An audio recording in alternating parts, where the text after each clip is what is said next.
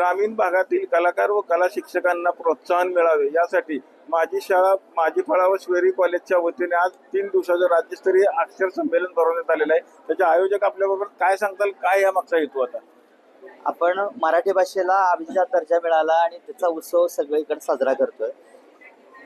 कला हे संवादाचं माध्यम आहे आणि सध्याच्या कालावधीमध्ये संवाद संपत चाललेला आहे, पण ज्यावेळेस आपण कलेच्या माध्यमातून लोकांशी संवाद साधतो त्यावेळेस खऱ्या अर्थाने त्याच्यामधला माणूस पण जिवंत होतं आणि माणूस माणसाशी संवाद साधतो, त्यामुळे समाजाची प्रगती होते। म्हणजे समाजातल्या या सामाजिक अभिसरणाच्या कालावधीमध्ये संवाद हे महत्त्वाचं माध्यम आहे आणि ते फक्त कलेतून साध्य होतं। आत्मप्रकटीकरण जे आहे प्रत्येक माणसाचं सध्याच्या युगामध्ये आपण बघतोय की स्पीड लाईफ आहे आणि याच्यामुळं माणसाला स्वतःचं सुख कशात आहे हे माणूस विसरून चाललाय।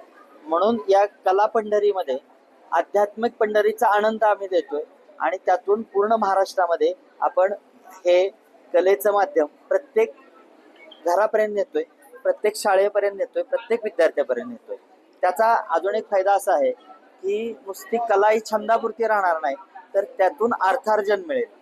हे आपण या संमेलनाच्या माध्यमातून या ठिकाणी पाहतोय। किती कलाकारांनी याच्यामध्ये नोंदणी केलेली आणि कुठून कुठून कलाकार आले?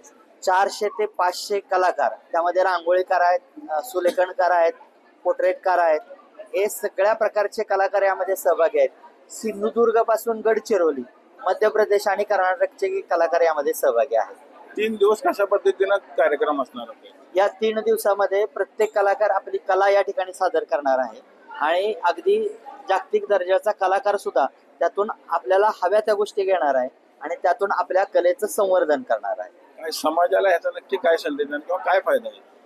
समाजाला स्वतःमधला कलाकार जागृत करून एक चांगल्या स्वराज्य आपण जी कल्पना मांडतो ते स्वराज्याबरोबर एक चांगल्या संवादाचं माध्यम बनवून या सामाजिक जागृतीद्वारे आपण प्रत्येक जण सुखी आणि समाधानी व्हावा, स्वतःचा आनंद यातून मिळावा, हे समाजासाठी मोठी देणगी या संमेलनाच्या माध्यमातून राहणार आहे। पंढरपुरातून कॅमेरामन जगदीश रवी लवेकर, TV9 मराठी।